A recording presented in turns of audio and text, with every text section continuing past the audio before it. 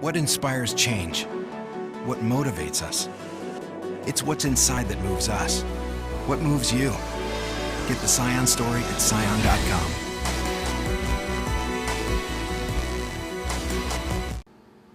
The University of Guam has teamed up with Rice University and the University of Washington for the second phase of the Ecology of Bird Loss project.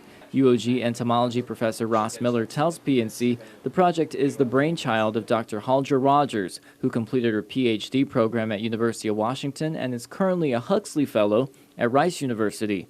Miller is also the project's co-principal investigator. He says this is a continuation of research being done on the effects the brown tree snake is having on local birds. Everybody knows that the brown tree snake ate a lot of Guam birds. I think 11 species have been extirpated. But what is not known is what are the more subtle effects of that, of getting rid of those birds, not having them present. He says this project tends to examine that unknown effect by looking at how the absence of birds that disperse seeds in the forests, like the Marian's fruit dove, affects how the forest recolonizes bare patches with other plants. Miller mentions part of their plan is to create patches in the forest and observe what grows there. It's interesting because we're comparing what goes on in Saipan and Rota, where the native birds are still present, to Guam, where the system is really messed up. Miller notes Guam has a very abnormal situation because many people have grown up with native birds no longer present in the ecosystem. He says Dr. Rogers and their team believe the absence of native birds is causing Guam's forests to warm up because they aren't there to help close up the forest canopy to keep it cool. The birds are the vectors that bring the seeds in to the area. The seeds then grow up and close up the canopy. Yeah. Gap dynamics is a pretty interesting area all over the world, and it's unique here to look at it in a system where the birds have simply been taken out of the system.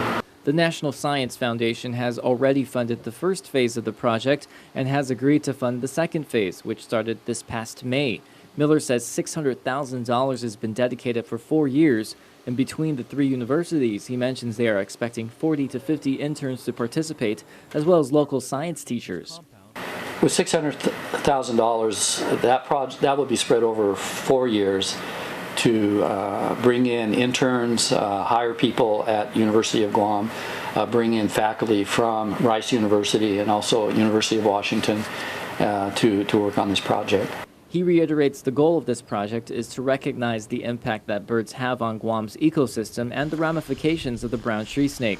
Miller says once they understand that system, the hope is to make educated recommendations on which birds to bring back to the island. What actually are the effects of removing that group of organisms from a fairly fragile system? Tropical systems like ours are extremely fragile.